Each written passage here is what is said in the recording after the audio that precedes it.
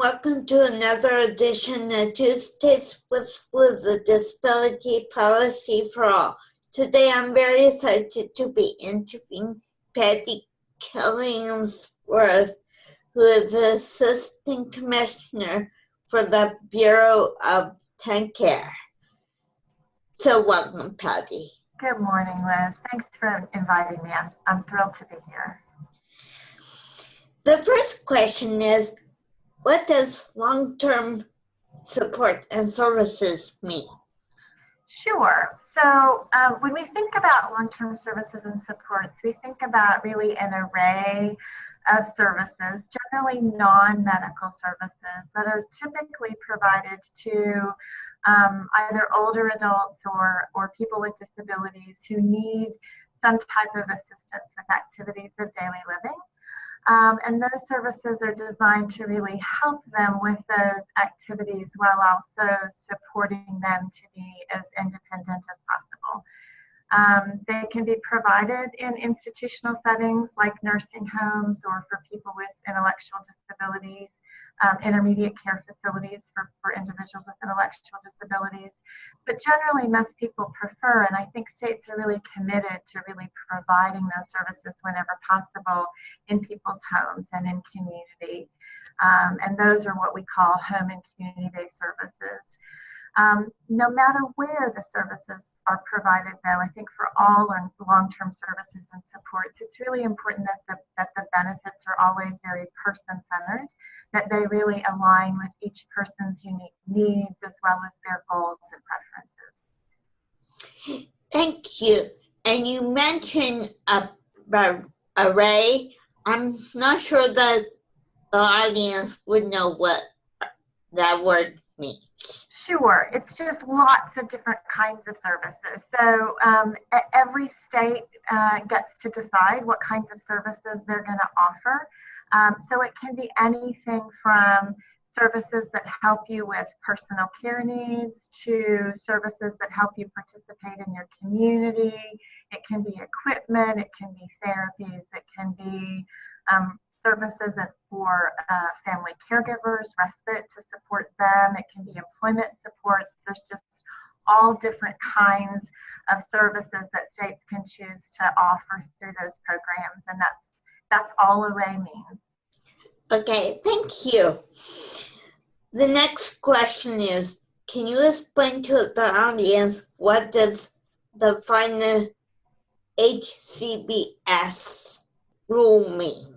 So the Federal Home and Community-Based Services, or HCBS Rule, is a federal rule, and it is a federal rule that really establishes some requirements that home and community-based services have to meet in order for Medicaid funding to be used to pay for them.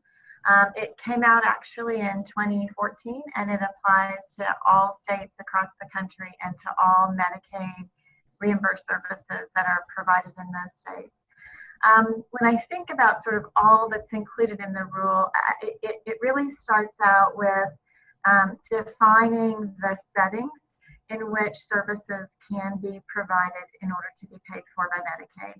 And it defines certain settings that Medicaid will not pay for home and community-based services to be provided in, generally either institutional settings like nursing homes or hospitals, or settings that have the qualities of an institution, meaning that the way that services are provided in those settings is institution-like.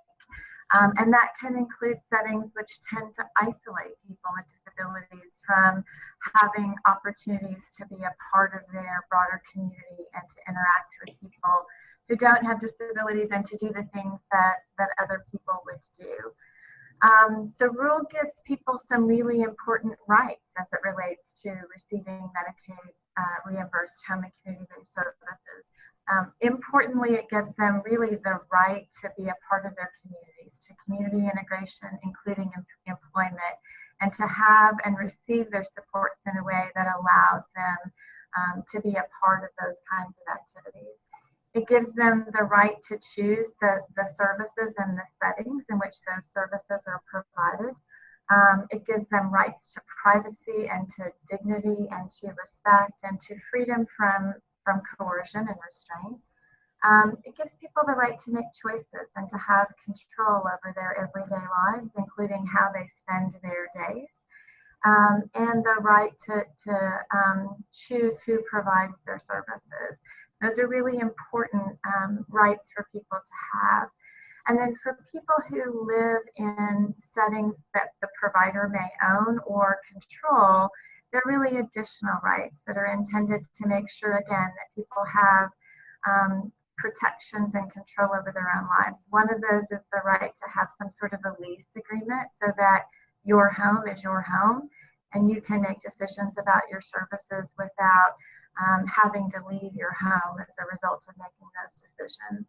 You have the right to privacy in your own home where you live, and that includes doors that lock and your choice of who you live with and the ability to decorate the place where you live in ways that you would choose to do so. Gives you rights to control your own schedule, to eat when you want to eat, to have visitors when you want to have visitors. And again, those sorts of things that are just really important to all of us, I think, in our everyday lives. And then as it relates to states, it really requires states to assess their systems, everything about their systems, their policies, the way that they operate their programs, and to have a way of assessing all of the settings in which services are provided to make sure that services are being delivered in a way that complies with the new rule. And where they're not, then states have to develop transition plans, which will identify the specific steps that will be taken to bring all of their settings into compliance with the new rule. Thank you. And you mentioned coercion. Yeah, what does that mean? It basically just means forcing people, if you will, to do things that they would not choose to do. Okay, thank you. And the last question is, why does every state have a different HCBS plans? Yeah, great question, Liz. Thanks. So I think there's a lot of reasons why every state's plan is different. It starts really with the fact that every state's home and community-based services programs are different. Medicaid is a partnership between states and the federal government, which means that every state pays for a part of the services that are provided in their programs. So they get to choose the services that they will include in their programs. Their services are different, their settings are different, and that means that the steps that they may need to take to come into compliance may also be different. While the rule requires every state to come into compliance, it really does give states flexibility to decide how they'll go about assessing their systems and the steps that they need to take to get to compliance. And then this is probably the most important part, is that this is a process that's really expected to engage stakeholders, to engage people who receive home and community-based services, to engage their family members and advocates and providers and all of the various stakeholders.